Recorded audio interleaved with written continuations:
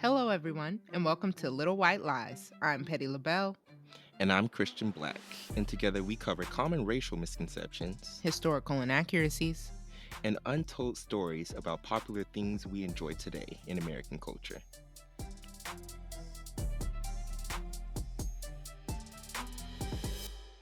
Dude, aren't you sick and tired of being at home? Doing everything at home is driving me just a little bit crazy, I know, right? Everything through a simple Zoom meeting, right? Zoom school, Zoom going to work, Zoom conference calls, Zoom job interviews. right? Speaking of, I had a Mm. crazy one last week.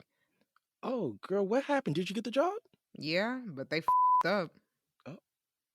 Oh, well, what they do? Well, I had a Zoom interview and I got all dressed up, hair did, fresh braid out.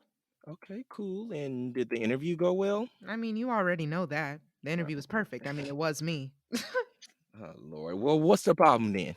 Well, I had the interview and they said they loved me and everything and wanted me to start as soon as possible, but had the audacity to say in Mhm. the future for conference calls via Zoom and when you come in person, Mm. please dress appropriately. And I Oh, was like, wait.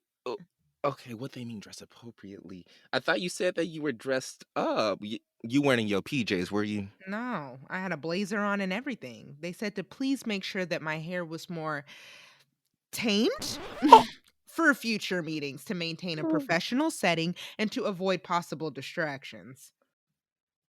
I'm sorry. Come again? Yeah, exactly. You heard me right. I'm professional and distracting. They basically said, don't come to work looking like the wild thornberries.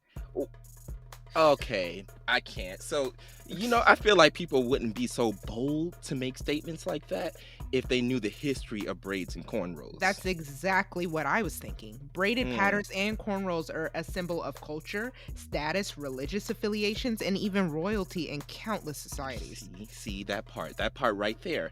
But did you Hmm. know that during the transatlantic slave trade, a lot of slaves were forced to shave their heads due to being more sanitary? That's It crazy. also moved them away from their culture and identity. But get this, depictions of women with cornrows have been dated as far back as 3000 BC. Men Mm. wearing cornrows have been traced back to the early 19th century in Ethiopia. Warriors and kings wore cornrows, so they can't tell me how to fix my crown, okay?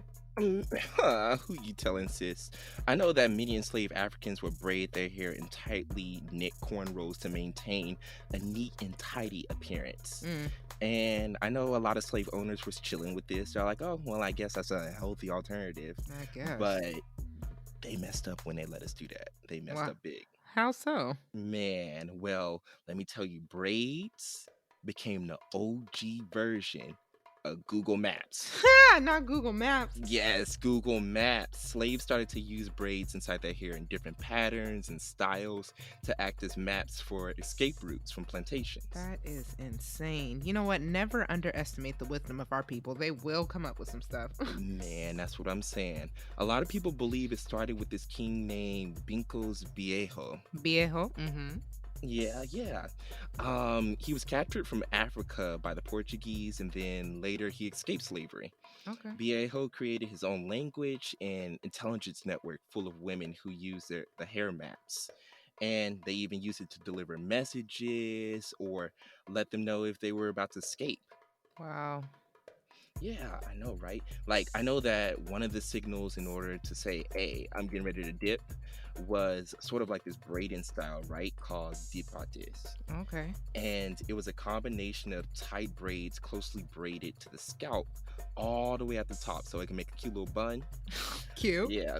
And then I know that there was another style, it was like curved braids, and it represented the roads that they would use to escape. That's crazy. Man, they even use their braids to like keep gold and seeds and food for, well, when you're escaping, you're gonna need money and you're gonna need something to eat. Right. That's hella inventive. Man, this system was perfect because, slaves weren't allowed to do nothing, couldn't talk to one another, couldn't gather in groups, all Man, because of slave codes. well, we couldn't do nothing due to slave clothes. We weren't even allowed to laugh on some plantations. Why? Because it was considered unprofessional and distracting? Well, more like defiant. Matter of fact, since slaves couldn't express emotions openly, the solution they came up with for laughing is a laughing barrel.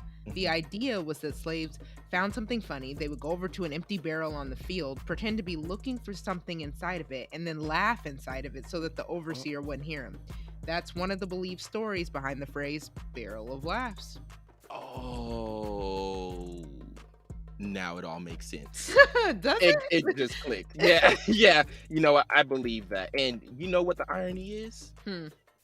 Black entertainers and comedians all around the world make people laugh. Right? Mm, I'm mm, saying some of mm. my favorites. Crazy. Man, who you telling? Well, okay, after that crazy job interview, what did you do? What did you say? I laughed and I said it will be a no for me, boo, and I got hired by a company that pays twice as much. Oh, because you either choose me or you lose me. And I do pretty, not petty. Mm. And on that note, you can learn more by checking out our social media accounts or our official website where we do weekly petty posts and constant spilling of the tea. This has been Little White Lies. Stay petty, y'all. Stay petty.